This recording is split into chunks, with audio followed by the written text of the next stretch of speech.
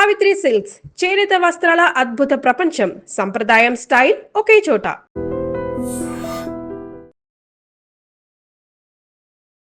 నమస్తే, welcome to I dream. నేను వలి. ప్రస్తుతం నాతో పాటు స్టూడియోలో ఉన్నారు అనలిస్ట్ కృష్ణకుమార్ గారు. మేడంతో మాట్లాడదాం. మేడం నమస్తే. నమస్తే మేడం, మంగ్లీ కేసు రోజుకొక కొత్త మలుపు తీసుకుంటోంది. ఆమె అయితే బయటికి రావట్లేదు. ఆ రోజు అడ్వకేట్ మీద కేసు పెట్టినప్పుడు ఆమె చాలా స్పష్టంగా చెప్పింది, బాధితుల పక్షాన్ని నేను కూడా ఉంటా, బాధితులు రోడ్ల మీదకి వస్తామన్నారు, నాకు చాలా బాధ కలుగుతోంది, అసలు వీళ్ళందరి వల్లే నేను ఈ స్థాయికి వచ్చాను, ఏ ఒక్క బాధిత నష్టపోకూడదు అని చెప్పి మాట్లాడింది. కానీ ఆ తర్వాత నుంచి కనపడటం మానేసింది. ఆమె దుబాయ్లో ఉందా, ఢిల్లీలో ఉందా, లేదంటే హైదరాబాద్లో ఉండి తప్పించుకుంటుందా కూడా ఎవరికి అర్థం కావట్లేదు. మన ప్రెస్ క్లబ్లో నేను కూడా వెళ్ళాను. బాధితులు కన్నీళ్ళు పెట్టుకుంటా ఉన్నారు. లక్షల లక్షలు కోట్ల రూపాయలు ఇచ్చాము, మొహం చాటేశారు అని చెప్పేసి మాట్లాడుతూ ఉన్నారు. ఎలా చూస్తారు? ఇప్పుడు మంగ్లీ ఒకటే కాదండి, మంగ్లీ తమ్ముడు, చెల్లెలు ఎవరు కనిపించట్లా, ఫ్యామిలీ కనిపించట్లా. అయితే ఇక్కడ మనం గమనించాల్సింది ఏంటంటే, బాలాజీ నాయక్ అని ఒక అతను ఉన్నాడు. 2 నెలల క్రితం 3 నెలల క్రితం అతని ఇంటికి నిప్పు పెట్టారు బాధితులు. ఆ బాలాజీ నాయక్ ఈ రమావతి మధు ఇద్దరు కజిన్ బ్రదర్స్. ఇప్పుడు అతనిని ఆదర్శంగా తీసుకుని ఈ రమావతి మధు దీంట్లోకి దిగాడు. దిగి ఇతను కలెక్ట్ చేశాడు. అయితే ఎవరెవరు ఉన్నారు ఇతనికి సహాయంగా అంటే, పాత స్నేహితుల్ని, కొత్త స్నేహితుల్ని, అట్లాగే మంగ్లీ తమ్ముడిని, మంగ్లీ చెల్లెల్ని, చెల్లెలకి కాబోయే భర్తని వీళ్ళందరూ కలిసి చేశారు. అన్నీ ఒక్కొక్కటి. మంగ్లీ నాకు ఎంత సంబంధం లేదు దీంతో అన్న, ఈవిడికి సంబంధం ఉంది, ఈవిడికి అంతా తెలుసు. ఇప్పుడు ఈమెకి డైరెక్ట్గా అందులో ఏమో ఒక డైరెక్టరో లేకపోతే ఈమెమో అకౌంట్లోకి డబ్బులు బాధితుల నుంచి పడకపోవటమో లేకపోవచ్చు, కానీ ఇది మొత్తం ఈమెకి తెలుసు అనే దానికి చాలామంది చెప్తున్నారు తెలుసు అని. దీన్ని అయితే దాచిపెట్టలేరు. ఇది కాదనలేని సత్యం అయిపోతుంది. మరి ఈ పరిస్థితుల్లో అసలు ఫస్ట్ నాకు మధు ఎవరో తెలియదు అన్నది, తర్వాత ఏమో ఫోటో దిగారంట కదా అండి, ఏమండి ఫోటోలు ఎవరితో దిగమండి ఫోటోలు అంది. తర్వాత వాళ్ళు కట్టుకునే ఇంటి ముందు మీరు ఫోటో దిగారంట అంటే, దాన్నే ఉంది, గుర్తుగా ఫోటో దిగుదాం అక్క అన్నాడు, దిగామన్నది. ఇవన్నీ అయిపోయిన తర్వాత డబ్బులు లెక్క పెట్టిన ఇల్లే మీదేనా అంటే మాదే అంది. మరి మీ ఇంట్లో డబ్బులు లెక్క పెడితే మీకెట్టా తెలీదు అని అంటే, ఏముంది నేను ఇల్లు అమ్మేశాను మధుకి,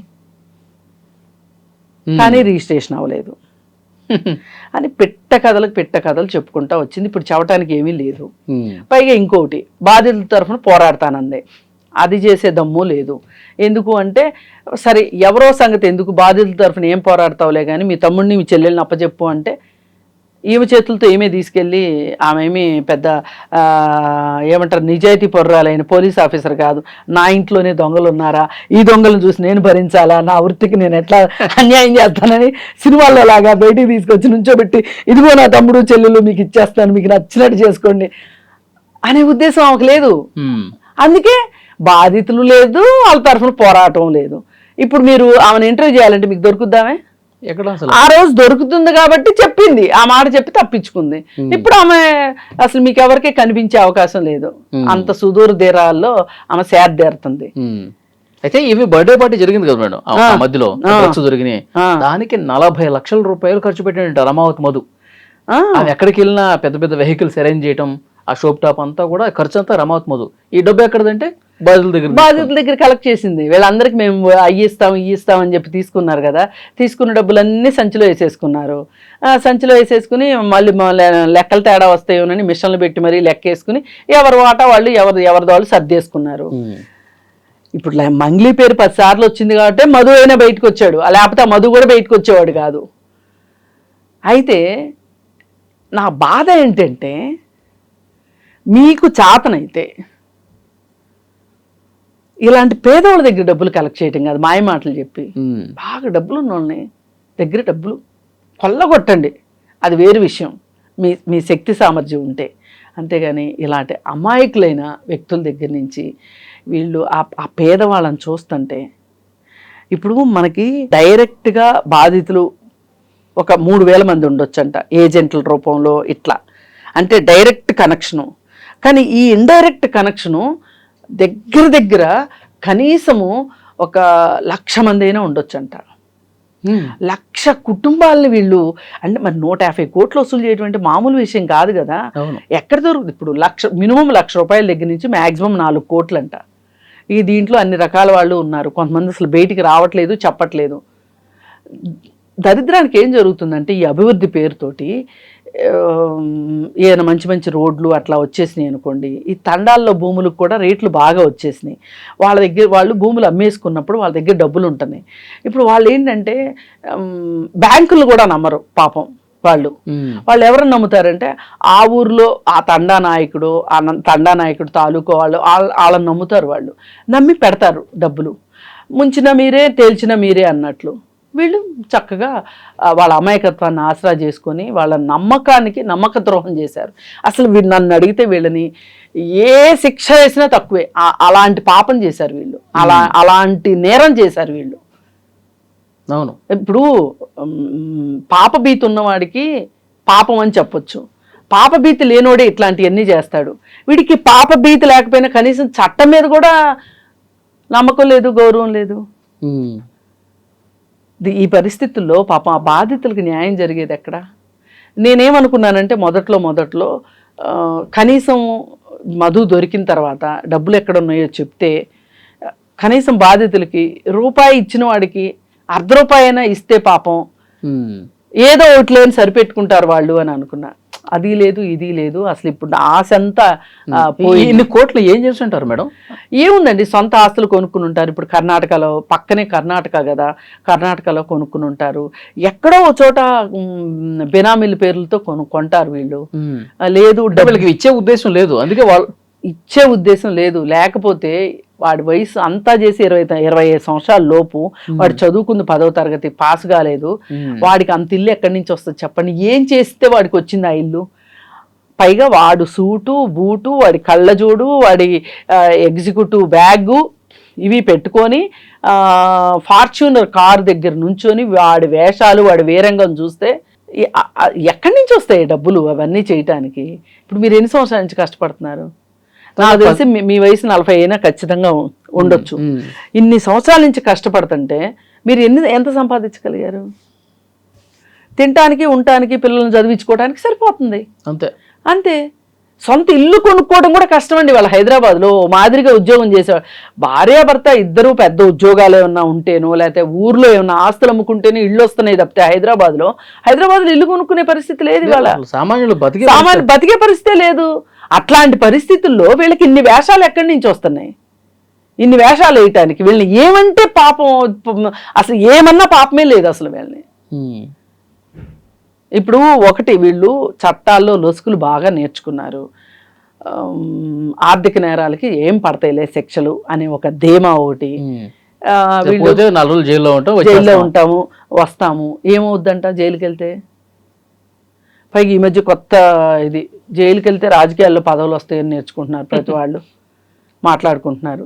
సరే అదేదో వెళ్ళొద్దాంలే అన్నట్టుంది. ఇంకొకటి మేడం, రాజకీయ అండదండలు ఉండబట్టే ఒకటండి ధైర్యం చేయగలిగారు. ఇలాంటి దరిద్ర పని సమాజంలో ఏ దరిద్ర పని జరగాలన్నా 4-5 అపవిత్ర కలయికే. అదేంటంటే నేరం చేయాలనుకునేవాడు, వాడికి పోలీస్ అండ, అధికారులు అండ, రాజకీయ నాయకులు అండ.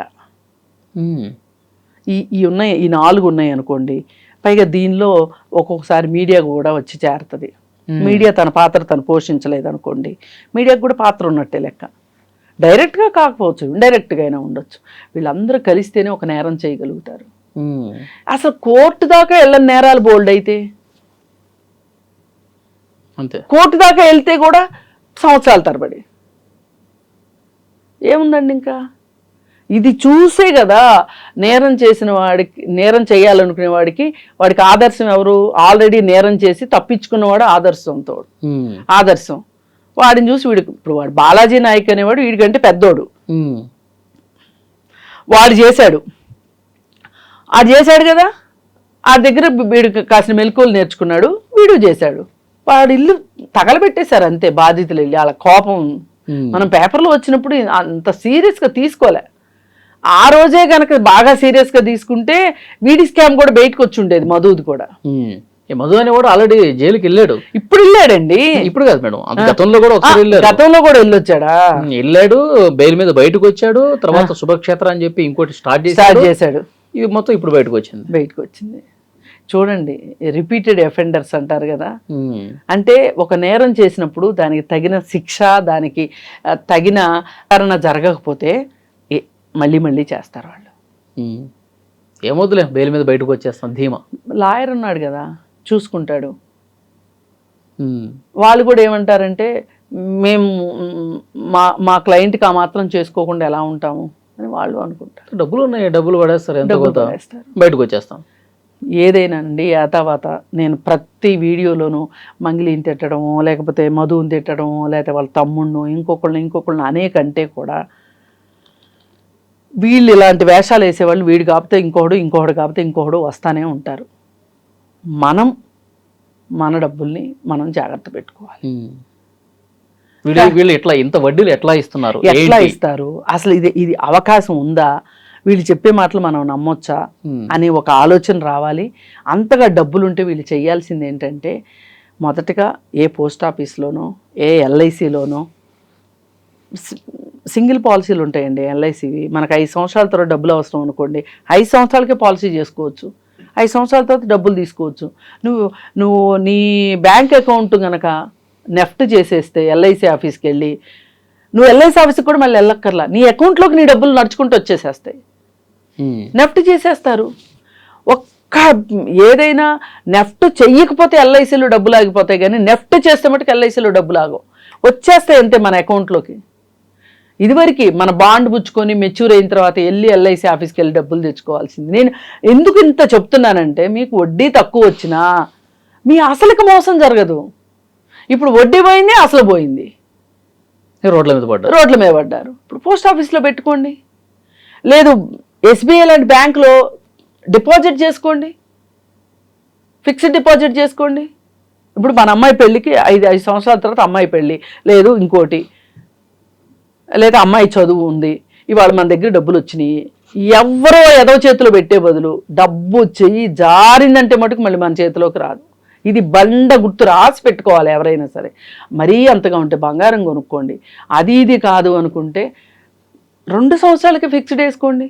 కానీ మనకేమో ఆశ, ఇది పోగొట్టుకుంటే దురాశ దుఃఖమునకు చేయటం అనేది ఎందుకే. అందుకని దయచేసి మీ డబ్బులు మీరు జాగ్రత్త పెట్టుకోండి. మనము మధ్యతరగతి వాళ్ళము, దిగువ మధ్యతరగతి వాళ్ళము అంటే మన దగ్గరికి మళ్ళీ డబ్బులు రావు. జీవితంలో ఎప్పుడో ఒకసారే వస్తాయి. ఏదైనా ఆస్తి అమ్ముకుంటేనో, లేకపోతే ఏదైనా చిట్టి వేసుకుంటేనో, లేకపోతే వస్తాయి.